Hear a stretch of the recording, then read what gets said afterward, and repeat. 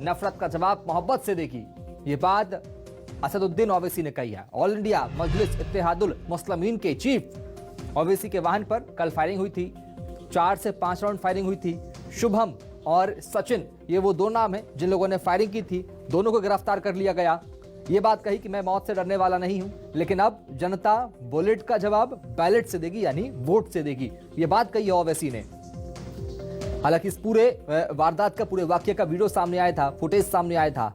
आरोपियों पर उन्होंने कार्रवाई की मांग भी की थी और अब जेड कैटेगरी की सुरक्षा नहीं चाहिए, यह बात ओवैसी ने कही है। यूपी की जनता बुलेट का जवाब बैलेट से देगी।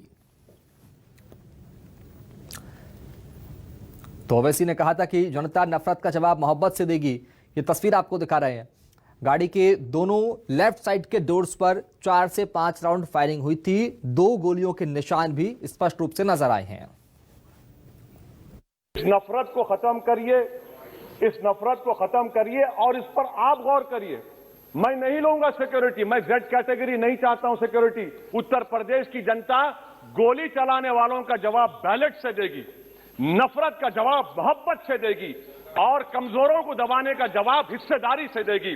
मेरी आपसे गुजारिश है सर कि मुझे जेड कैटेगरी नहीं चाहिए, मैं रिजेक्ट करता हूं। आप इंसाफ करिए सर, उस पर यूएपीए लगाइए। और इनके दिमाग कौन है?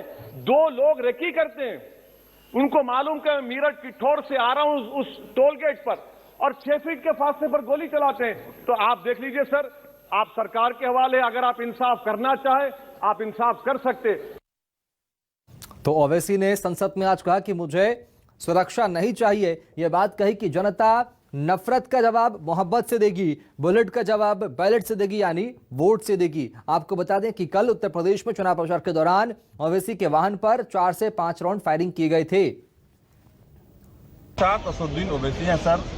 पहली बार ऐसा होगा कि अपने खर्चे पर सरकार की अनुमति से आप गृहमंत्री को चिट्ठी लिखकर बुलेट प्रूफ गाड़ी और क्या मांग करने जा रहे हैं?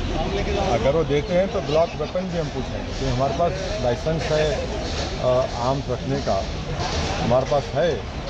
अगर ब्लॉक वेपन मिलेगा और तो वो सबसे बेहतर होगा, क्योंकि जो आर्म्स एक्सपर्ट हैं, ballistic expert, block weapon Bharat सरकार की इजाज़त से किसी शहरी को दिया जाता है। तो ब्लॉक वेपन क्या होता है? आप देख लीजिए इंटरनेट पर जाकर, अब इतनी तफसील मत जाइए वरना फिर हमारे बारे में शुरू कर देंगे कि ये वो भी हैं बोलते। नहीं, इतनी क्योंकि जो जानकारी आपके पास रहती है वो बहुत सारे लोगों के पास नहीं। अरे हम कह दिए है ना। अब आप रमन साहब आप बोलिए, न्यूज़ 24 के आपके एडिटर और डेस्क में के पता कर लो क्या है। अच्छा ओवैसी साहब, आपने कहा कि गृह मंत्री सोमवार को जवाब देंगे आपके मामले पर। इससे पहले एडीजी की तरफ से लगातार प्रेस कॉन्फ्रेंस करके मीडिया को बयान जारी किया गया। आज पीयूष गोयल की तरफ से ये कहा गया कि हम पूरी तरीके से सहानुभूति में हैं और इस मामले पर, और लोकसभा अध्यक्ष ने कहा कि हम आपको जेड कैटेगरी सिक्योरिटी देंगे। क्या इस बारे में आपकी पहले बात हो गई थी? जेड कैटेगरी सिक्योरिटी की बात कहाँ? मुझे देखिए, मैंने जो स्पीकर साहब से कल वो खुद मुझसे बात किए थे, मैं उनका शुक्रिया अदा किया कि सर आप बड़े ख्याल से हम पूरे ढंग से।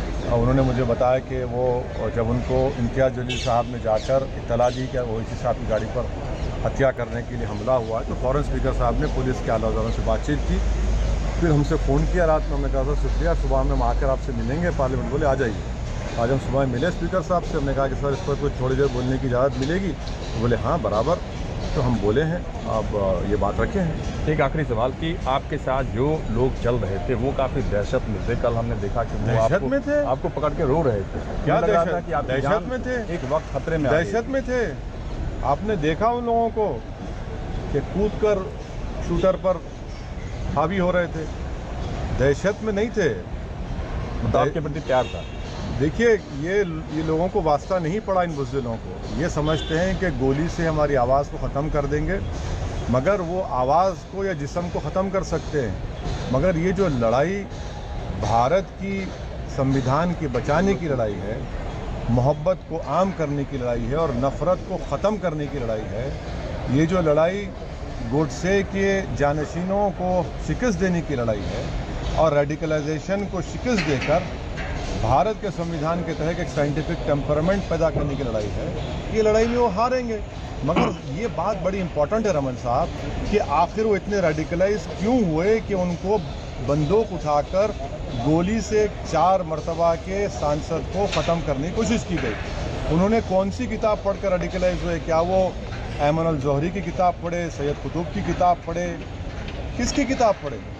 क्या ये भारत सरकार नहीं देख रही है कि ये रेडिकलाइजेशन होगा तो भारत की यूनिटी इंटीग्रिटी के लिए खतरा है और बीजेपी के लिए खतरा है? बता रहा हूँ, बीजेपी अगर इसको आंख बंद करके लेगी तो ये बीजेपी को खतरा पैदा कर देंगे। इसीलिए हमने 2015 दिसंबर 1 तारीख को हमने पार्लियामेंट में कहा था कि जिस तरह इंटरनल सिक्योरिटी डिपार्टमेंट MHA में एक काउंटर रेडिकलाइजेशन सेल बनाया गया उनको मॉनिटर करने के लिए, आप हर रिलीजन का बनाइए, क्योंकि रेडिकलाइजेशन बहुत बढ़ रहा है, चाहे वो हरिद्वार में बातें हों, प्रयागराज में हो, रायपुर में हो। और ये जो दो भारत की बात कांग्रेस के नेता करते हैं, रायपुर में किसकी सरकार है?